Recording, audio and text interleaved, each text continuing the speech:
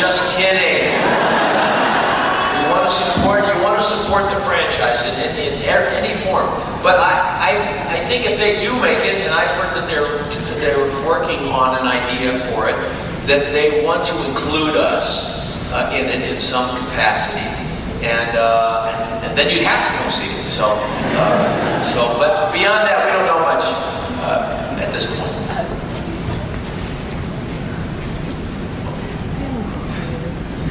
Silence is the land. Well, first off, welcome to DragonCon. Glad you guys could come. Thank you. This is a question for Scott. The episode where you leaped into a pregnant teenager.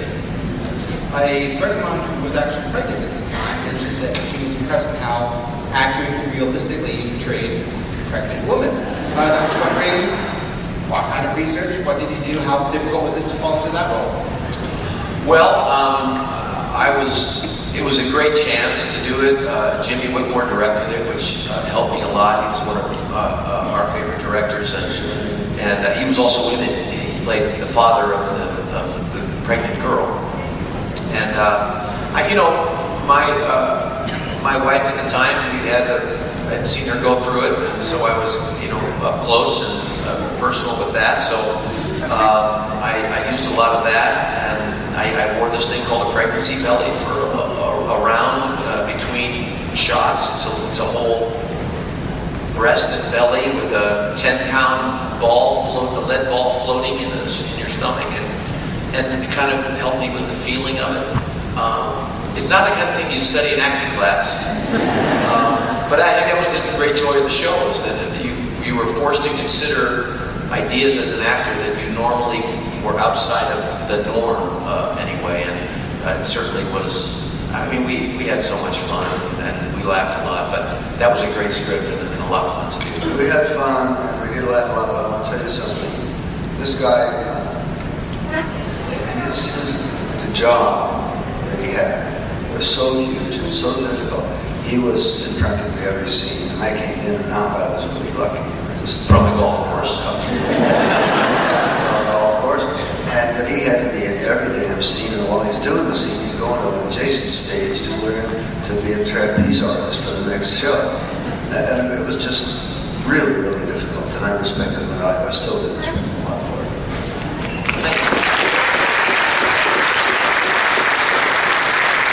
It wasn't made easier by the fact that literally sometimes, we'd call him and say, we're ready to start shooting. And he'd say, I'm on the 15th hole. Can I please just finish the last 3 holes? Yeah, that's got a tough putt here.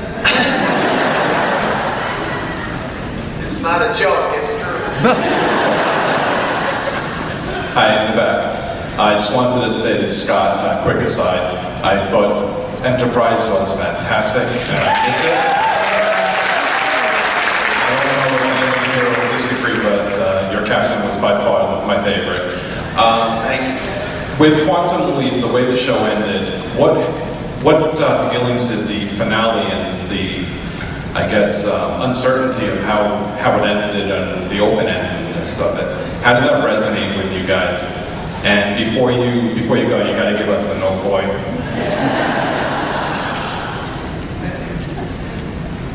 You want to go start on that? You want me to start?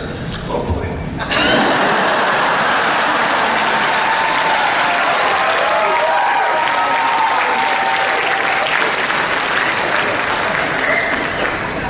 It's not bad. It should work.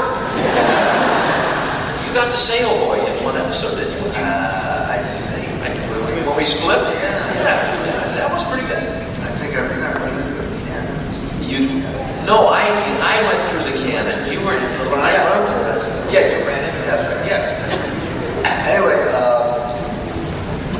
the show really was very personal to Mr. Belisario, and it was his personal choice of how to wrap it up, end it up,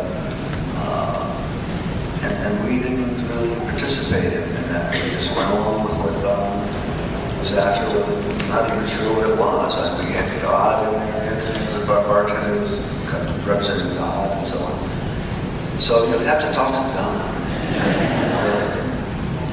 But it was, it's so emotional. We worked so hard on that show.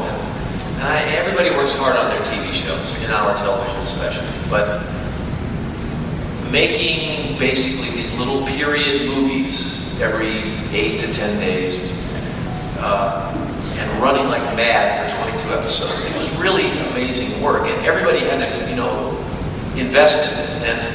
And that meant everybody on the crew. So we were all very close.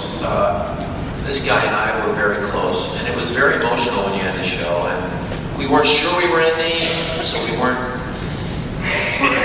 It wasn't like everyone was going around saying goodbye, but we kind of all had an idea that we might be ending. And I still say it's one of the greatest writing tricks to write a final episode that you don't know is a final episode, that leaves the show open to come back the next season, leaves it open for the possibility of a movie, leaves it open for the possibility of, remember in the day, movies of the week when there were those, and leaves it open to be the final episode.